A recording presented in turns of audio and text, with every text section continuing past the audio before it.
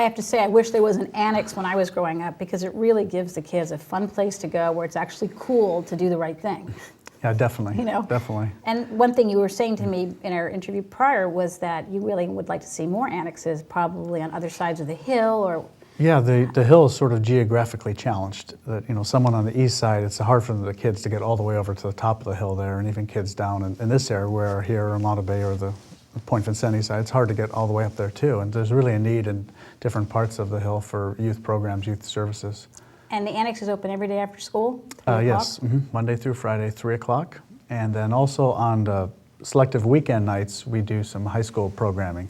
After school, it's mainly middle school kids coming in there, some high school kids. But then we do some music nights with high school kids perform and sing, or we do comedy or drama, or, you know, and it's really wonderful. And a lot of high school kids come and attend that. And it's, again, a safe, healthy place to go to. Now, beyond giving the kids a safe place to go, and also trying to tell them, help them to make the right choices, to stay safe, stay sober, you're also providing them leadership opportunities, opportunities in the arts.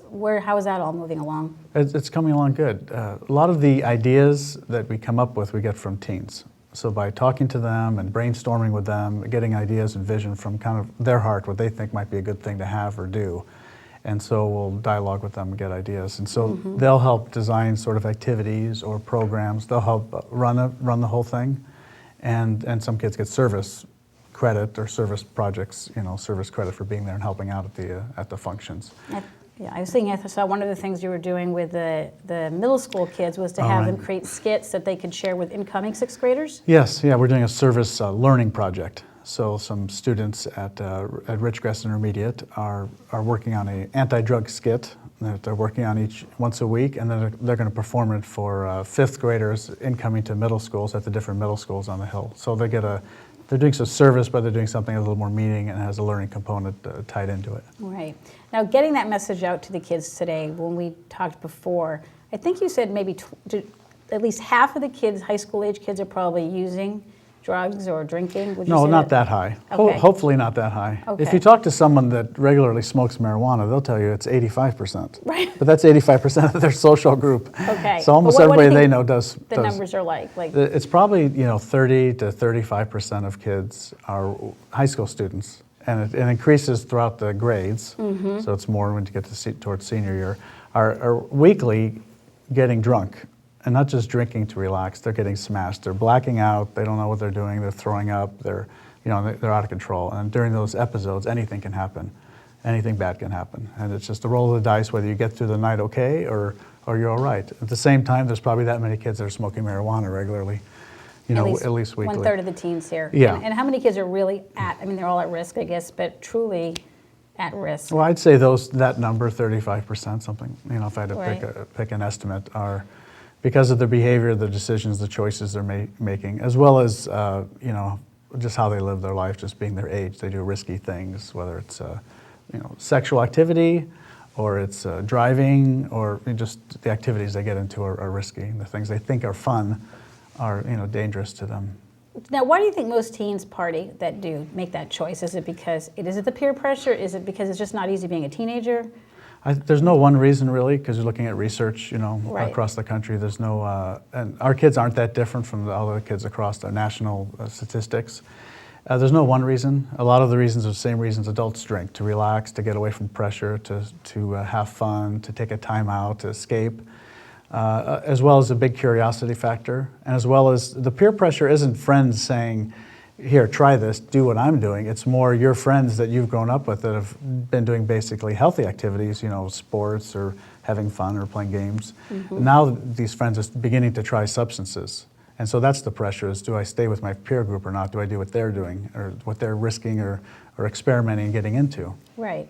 I think you also told me that for the teen out there that's made that decision to party, that you can tell them don't do it for all these host of reasons, their health, whatever, but unless there's a consequence involved, when will they finally not do that? Right, it's hard for someone to change unless there's a negative consequence. And so a lot of teens don't change. If they're going in an unhealthy direction with their choices, decisions, behavior, they usually won't change that direction unless there's some consequence. So that's where the parents, I think, need to step in and give them a consequence So- and say you can't drive until you're making better choices, or you can't do this or that, which means you're going to be unpopular. A lot of parents do not want to take on their kids and challenge their children anymore. Right. Because their kids I are. mean, it's known right here in the Hill, there are kids having parties, that there's alcohol there, parents are allowing that. What do you say to, how do you curb that?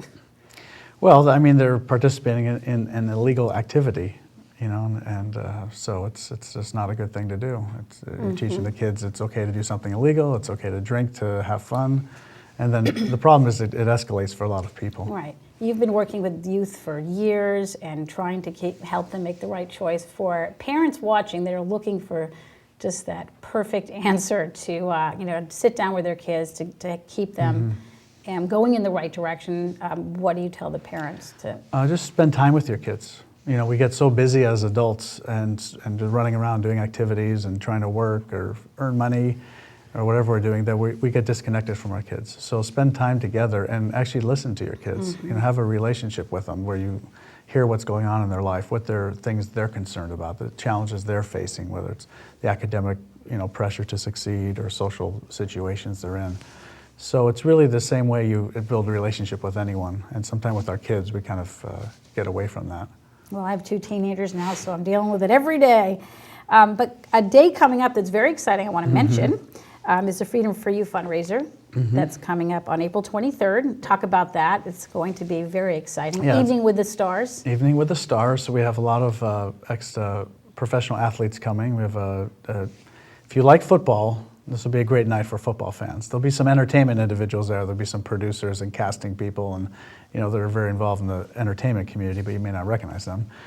But we have Deacon Jones coming. We have Tim Brown coming. We have Rosie Greer. Rosie Greer, Ron Brown, Leroy Irvin, Rod Martin, Marv Fleming, Dabney Coleman.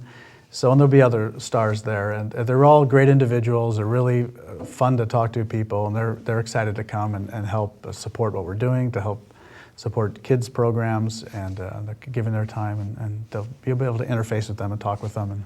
And that's April 23rd. April 23rd at the Interpretive Center. We have a lot of great restaurants and a lot of great auction food. items. Great time. Great and time. You can log on to freedomcommunity.com's website to get Yes. the information. And it should be really exciting. I will be there, Channel 33, with our camera crew, and of course wanting to talk to all of you and help promote what you're trying to do, because you're doing amazing work. Greg, anything you want to add? You want the community to know, the teens out there, about just efforts that you're making with Freedom for You? Just a couple things are upcoming. We have some of our life skills workshops upcoming. We have a Girl Wise workshop on April 19th and a Wise Guys for boys on April 26th. Our website has the information, but they're geared to help teens with decision making, choices, dealing with emotional things, communication, time management, stress, things like that. So they're to help equip them for life. What about for you personally? Why do you love doing this so much? It's to me, it's like, why not? Young people to me are very exciting to see their energy, their passion for life, their curiosity. I think those are all the wonderful characteristics they have. And if we can help guide that in a healthy direction, helping them find their talent, their ability, their kind of purpose, what they want to do with themselves, that's a big part of what we're part of. And that's very gratifying to see that. To see someone, when I see the kids performing, that's the freedom part. It's freedom for you, freedom for that individual that's expressing himself. I just love to see them having fun, and I'm obviously a big kid at heart. I can see that. And you mentioned the talent. We're going to close out this show with talent that you have coming into the Annex, and you run these awakening concerts around the Hill. So it's been great having you here. Look forward to seeing you at your fundraiser. Keep up the great work, Greg Allen, with Freedom for You. And that will do it for this edition of Community Connection. We hope you enjoy the music that's coming out of the Annex and Freedom from You's great awakening concerts. Join us next time. Until then, I'm Liz Brown Swanson. Have a great day out there.